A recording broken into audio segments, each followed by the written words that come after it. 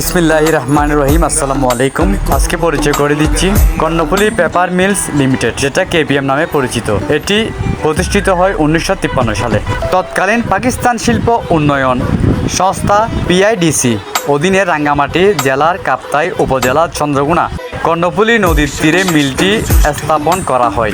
এটি এশিয়ার বৃহত্তম ও বাংলাদেশের প্রথম নিবন্ধন কাগজ শিল্প। সাথে আরও দেখানোর চেষ্টা করছি সেই ঐতিহাসিক ফুটবল খেলার মাঠ, যেটা আমরা কেপিএম মাঠ নামে পরিচিত। সেই সময় আমরা অনেক খেলেছিলাম বন্ধুদের নিয়ে, আসলে খুব আনন্দ ছিল। এবং তার চেয়ে বড় কথা, সেই সময় কিন্তু ওখানে সাইকেল ভাড়া দিত প্রতি ঘন্টা 5 টাকা 10 টাকা এরকম করে। আসলে আমরা সাইকেল চালানো শেখার জন্য সবাই একসাথে ওখানে কেপিএম মাঠে যেতাম। আপনারা যারা গিয়েছেন, আসলে কে গিয়েছেন অবশ্যই জানাবেন। এখনো সেই স্মৃতিগুলো বা সমান ওখানে রয়েছে। সবাইকে অনেক অনেক ধন্যবাদ।